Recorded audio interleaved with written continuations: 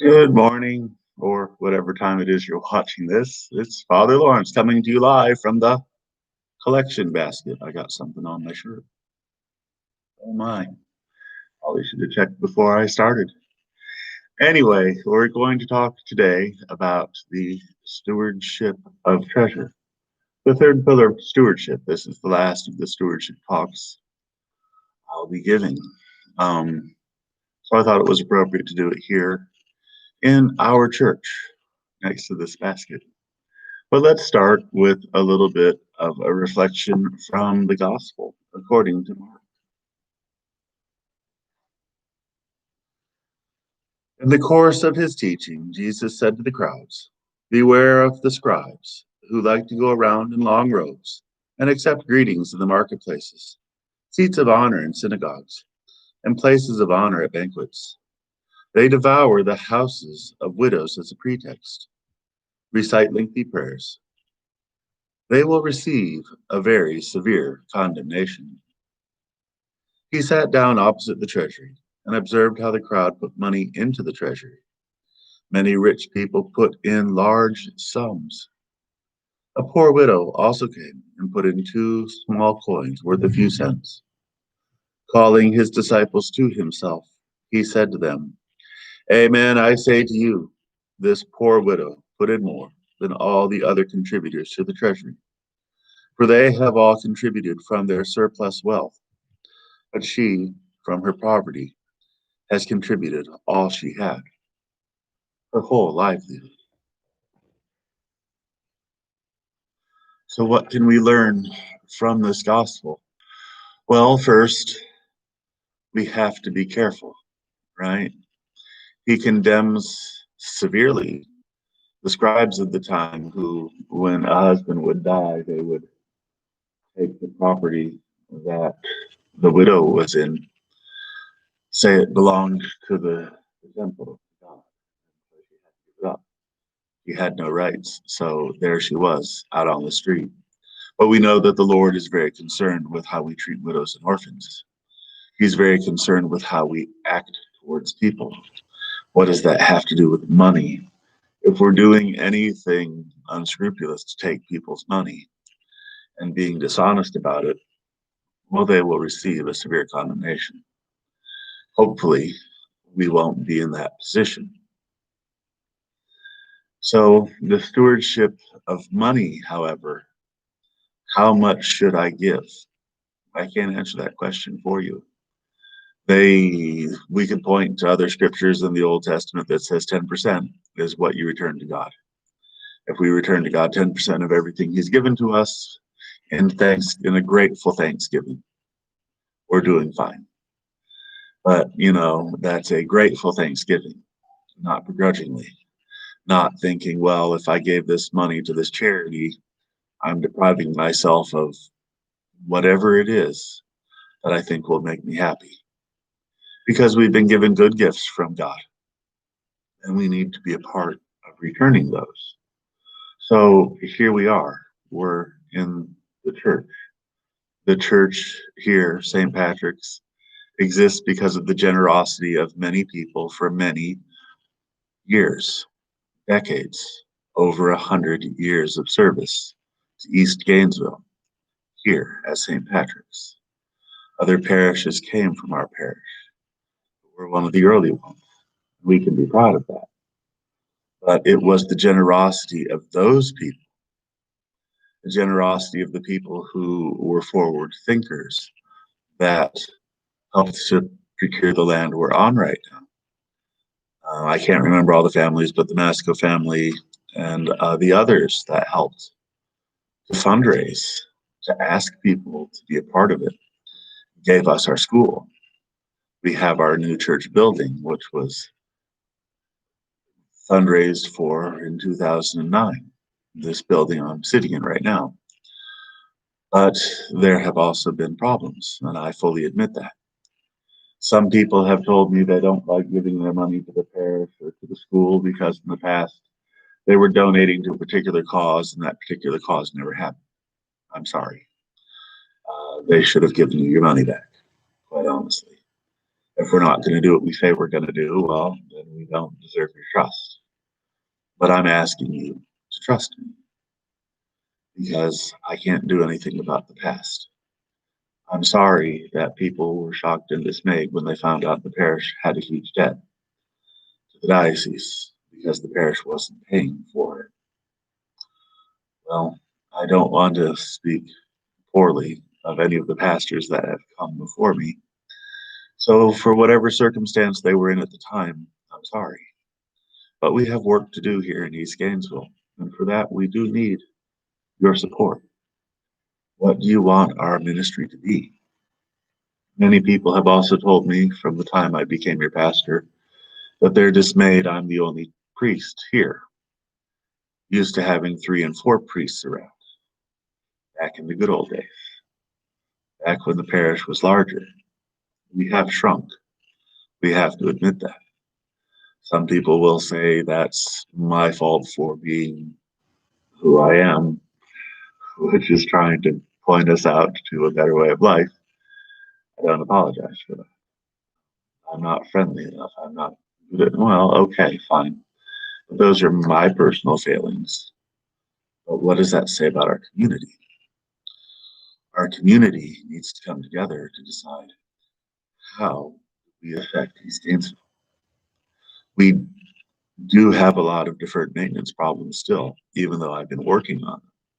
And I appreciate everyone who has supported me in trying to bring our facilities back up to a minimum standard, to make our church beautiful, to enhance what we already have and make it better for the future. That's my whole goal. And we have a lot of goals that we have decided as a parish council. How do we reach out to our community? How do we do the things we need to do? How do we keep our school going with our sister parishes, St. Augustine and Holy Faith? How do we plan for the future? People tell me all the time they wish the church was more business-like. The church isn't a business, it's ministry. Our purpose isn't to save money, it's to help people find Jesus. That's our primary goal. That's the goal the Lord has given us, to preach the gospel every time and everywhere to all people, not just the ones we might like or care for, but to all people, to have them understand who we are. Our ministry takes money, and our electric bill for this church takes money. The things we do take money, and I try to find the best things I can at the lowest cost possible because, well, that's what we need. But I'm not afraid to spend our money to make things better, to fix things, to bring things up to date, to enhance what we do here.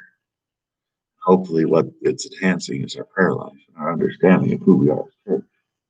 That's my goal.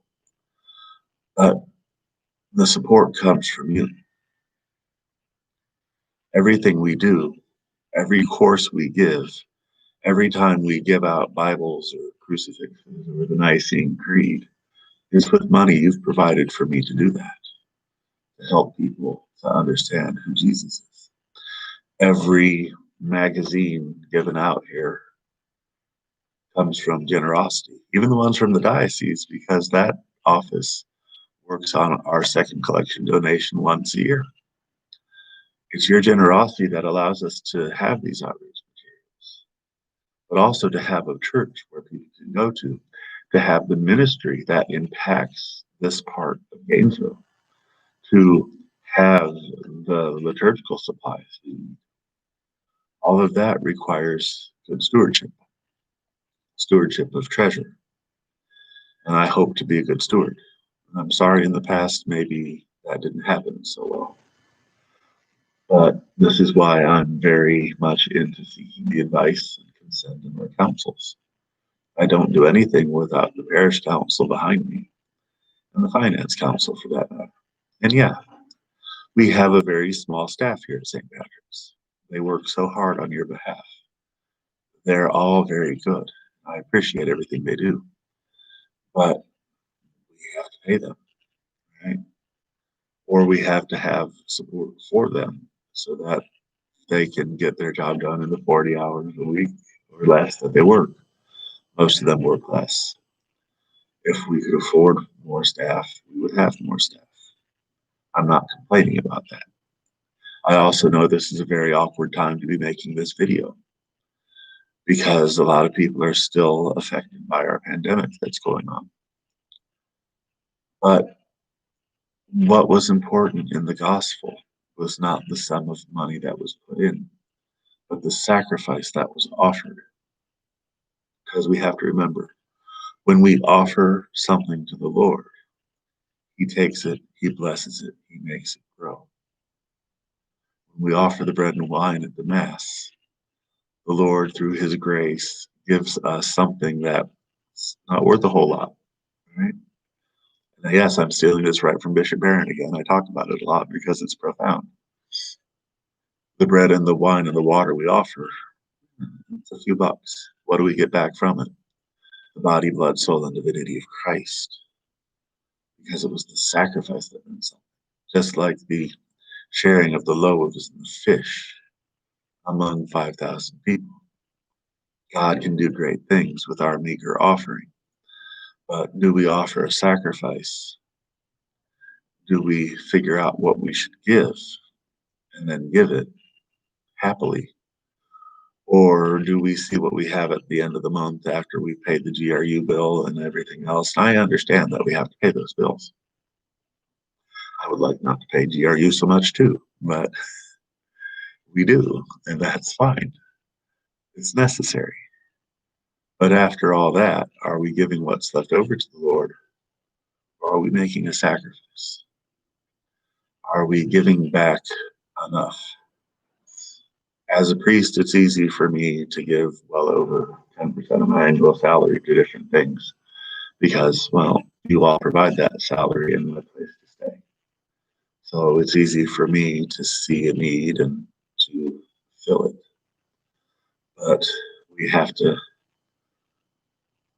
see what in our life can we do. Should we be giving 10%? That's between you and the Lord. But I would encourage you, it's a good number because it's a scriptural number. But if I want to give more than that, can I? Yes. Do I have to give it all to the church? No. There are many great charities out there that do the work of the gospel. But ask yourself, is this group helping with the gospel message? Because that's what's important. And yes, it's good to give food to the poor. I'm never going to complain about that. It's a work of charity, a spiritual work of mercy. We're told this. So it's a good thing to do. But at the same point, are we just giving money to feel good about ourselves? Are we giving money to give glory and praise to God? Because that's what stewardship is. Giving glory and praise to God that He gave me the job I have and the ability I have to do it so that I can feed my family and yet have a little leftover to give back. That's what stewardship is. That sacrifice, offering back to God what God has given us. So money is important. I don't want to dwell on that because your time, your prayer, and your treasure, your ministry are also very important. For us to do the mission of bringing God to everyone in East Gainesville, well, I need you to work with me in all three areas. Get out there and do the stuff Jesus is asking us to do. And He's asking us to do a lot, but we can get it done with the strength He provides, with the guidance He provides, through our prayer and discernment, through our ministry, our time, our talent, and lastly, through our treasure, which provides for the salaries and everything else we need to do what we want to do.